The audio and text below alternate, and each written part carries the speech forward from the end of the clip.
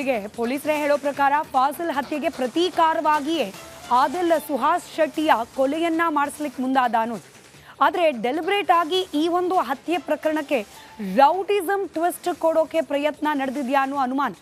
ಕೊಲೆಯಾದಾತ ಕೂಡ rowdy sheeter ಅಂತ ಹೇಳಿ ಖುದ್ದು ಗೃಹ ಸಚಿವ ಡಾಕ್ಟರ್ ಜಿ ಪರಮೇಶ್ವರ್ ಅವರೇ ಹೇಳಿಕೆ ನೀಡಿಬಿಟ್ಟಿದ್ರು.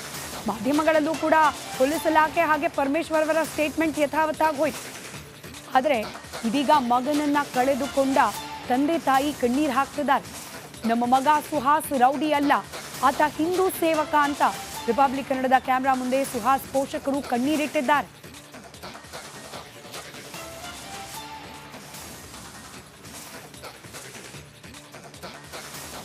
ಅಲ್ಲ, ನಾವು as A police, as A government ನಾವು ಯಾರೂ ಮಾಡಿಲ್ಲ.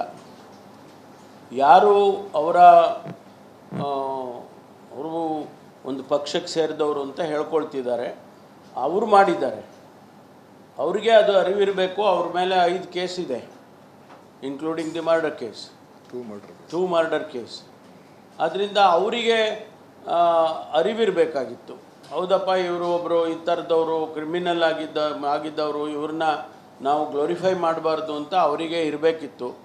ಅವರೆಲ್ಲ ಯಾವುದಾವುದೋ ಕಾರಣಕ್ಕೆ ಅವರೆಲ್ಲ ಬಂದು ಮಾಡಿ ಹೋಗಿದ್ದಾರೆ. ಅದ್ರ ಬಗ್ಗೆ ನಾನೇನು ಹೆಚ್ಚು ಕಾಮೆಂಟ್ ಮಾಡೋಕ್ಕೆ ಹೋಗೋದಿಲ್ಲ. ಬಟ್ ನಾವ್ಯಾರು ಅದನ್ನು ಪೊಲೀಸ್ ಆಗಲಿ ಅಥವಾ ಸರ್ಕಾರವಾಗಲಿ we don't encourage that such things. ನಿಮ್ಮ ಜೊತೆಯಲ್ಲಿ ತಮ್ಮ ಮಗ ಯಾವ ರೀತಿ ಇದ್ರು? ಆಧಾರ ಸ್ತಂಭ, ಮೊದಲನೇ ಮಗ, ಅಂದರೆ ಮನೆಯ ಆಧಾರ ಸ್ತಂಭನೇ ಮಗ ಆಗಿದ್ದರಿಂದ ಅವರು ಬಹುಶಃ ಕಳ್ಕೊಂಡಿರ್ತಕ್ಕಂಥದ್ದು ಭಾಳ ದೊಡ್ಡ ಮಟ್ಟದಲ್ಲಿ ತಮಗೆ ನೋವು ತಂದಿದೆ. ತಾವು ಕ್ಯಾನ್ಸರ್ ಪೇಷಂಟ್ ಕೂಡ ಅಂತ ಹೇಳ್ತಾ ಇದ್ದೀರಾ. ಸೊ ಅಂದರೆ ಒಂದು ಕ್ಯಾನ್ಸರಿಗೆ ಟ್ರೀಟ್ಮೆಂಟ್ ತಗೋಬೇಕು ಅಂತಂದರೆ ಭಾಳ ಕಷ್ಟ ಇವತ್ತಿನ ಕಾಲದಲ್ಲಿ. ಯಾವ ರೀತಿಯಾಗಿ ನೀವು ಈ ಮಗನ್ನ ಕಳ್ಕೊಂಡಿರತಕ್ಕಂಥ ದುಃಖ ಹೇಗಿದೆ ಅಂತ? ನನ್ನ ಮಗ ಒಂಚೂರು ಮಾತಾಡುವಾಗ ಒಂಚೂರು ನನ್ನ ಧ್ವನಿ ಎಲ್ಲಿದ್ದಾದರೆ ಏನಮ್ಮ ಏನಾಯಿತು, ಯಾಕೆ ಧ್ವನಿ ಹೀಗಿದೆ ಅಂತಿದ್ದ.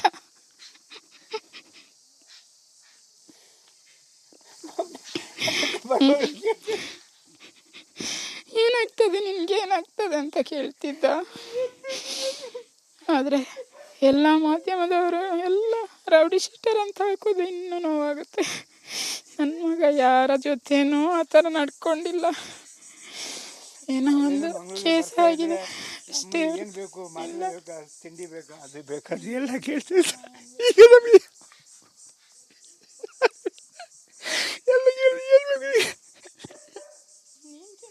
ಖಂಡಿತ.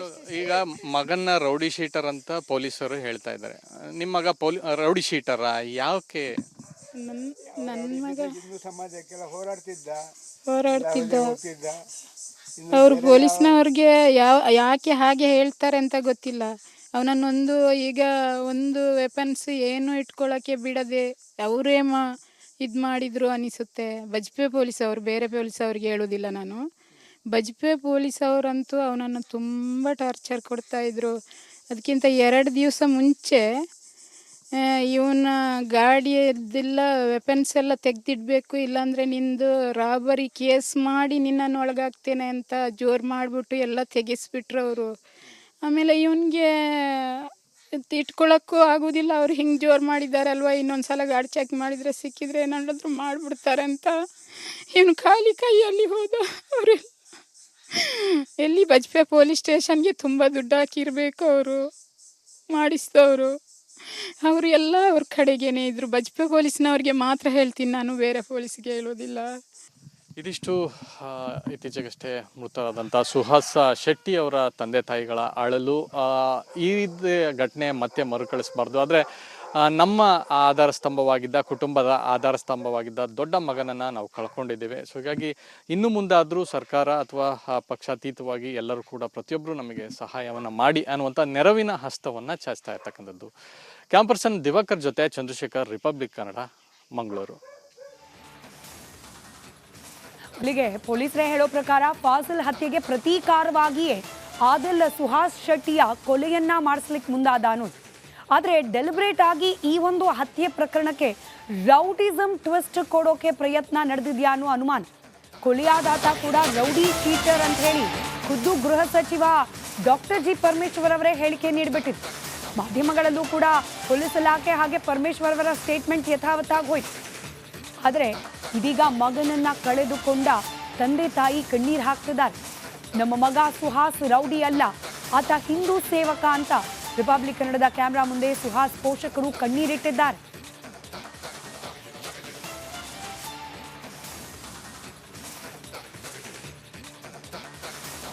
ಅಲ್ಲ, ನಾವು as A police, as A government ನಾವು ಯಾರೂ ಮಾಡಿಲ್ಲ. ಯಾರು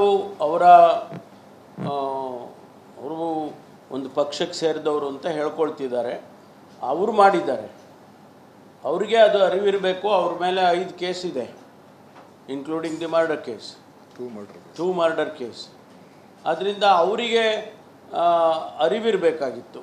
ಹೌದಪ್ಪ, ಇವರು ಒಬ್ಬರು ಈ ಥರದವರು ಕ್ರಿಮಿನಲ್ ಆಗಿದ್ದವರು, ಇವ್ರನ್ನ ನಾವು ಗ್ಲೋರಿಫೈ ಮಾಡಬಾರ್ದು ಅಂತ ಅವರಿಗೆ ಇರಬೇಕಿತ್ತು. ಅವರೆಲ್ಲ ಯಾವುದಾವುದೋ ಕಾರಣಕ್ಕೆ ಅವರೆಲ್ಲ ಬಂದು ಮಾಡಿ ಹೋಗಿದ್ದಾರೆ. ಅದ್ರ ಬಗ್ಗೆ ನಾನೇನು ಹೆಚ್ಚು ಕಾಮೆಂಟ್ ಮಾಡೋಕ್ಕೆ ಹೋಗೋದಿಲ್ಲ. ಬಟ್ ನಾವ್ಯಾರು ಅದನ್ನು ಪೊಲೀಸ್ ಆಗಲಿ ಅಥವಾ ಸರ್ಕಾರವಾಗಲಿ, we don't encourage that such things. ನಿಮ್ಮ ಜೊತೆಯಲ್ಲಿ ತಮ್ಮ ಮಗ ಯಾವ ರೀತಿ ಇದ್ರು? ಆಧಾರ ಸ್ತಂಭ, ಮೊದಲನೇ ಮಗ, ಅಂದರೆ ಮನೆಯ ಆಧಾರ ಸ್ತಂಭನೇ ಮಗ ಆಗಿದ್ದರಿಂದ ಅವರು ಬಹುಶಃ ಕಳ್ಕೊಂಡಿರ್ತಕ್ಕಂಥದ್ದು ಭಾಳ ದೊಡ್ಡ ಮಟ್ಟದಲ್ಲಿ ತಮಗೆ ನೋವು ತಂದಿದೆ. ತಾವು ಕ್ಯಾನ್ಸರ್ ಪೇಷಂಟ್ ಕೂಡ ಅಂತ ಹೇಳ್ತಾ ಇದ್ದೀರಾ. ಸೊ ಅಂದರೆ ಒಂದು ಕ್ಯಾನ್ಸರಿಗೆ ಟ್ರೀಟ್ಮೆಂಟ್ ತೊಗೋಬೇಕು ಅಂತಂದರೆ ಭಾಳ ಕಷ್ಟ ಇವತ್ತಿನ ಕಾಲದಲ್ಲಿ. ಯಾವ ರೀತಿಯಾಗಿ ನೀವು ಈ ಮಗನ ಕಳ್ಕೊಂಡಿರತಕ್ಕಂಥ ದುಃಖ ಹೇಗಿದೆ ಅಂತ?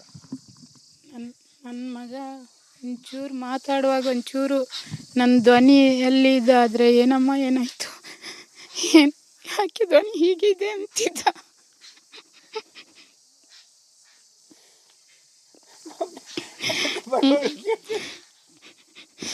ಏನಾಗ್ತದೆ ನಿನಗೆ, ಏನಾಗ್ತದೆ ಅಂತ ಕೇಳ್ತಿದ್ದ. ಆದರೆ ಎಲ್ಲ ಮಾಧ್ಯಮದವರು ಎಲ್ಲ ರೌಡಿ ಶೀಟರ್ ಅಂತ ಹಾಕೋದು ಇನ್ನೂ ನೋವಾಗುತ್ತೆ. ನನ್ನ ಮಗ ಯಾರ ಜೊತೆನೂ ಆ ಥರ ನಡ್ಕೊಂಡಿಲ್ಲ. ಏನೋ ಒಂದು ಕೇಸ್ ಆಗಿದೆ ಅಷ್ಟೇ. ಏನು ಬೇಕು, ಮನೆ ಬೇಕಾ, ತಿಂಡಿ ಬೇಕಾ, ಅದು ಬೇಕಾ, ಎಲ್ಲ ಕೇಳ್ತಿದ್ದ. ಈಗ ನಮಗೆ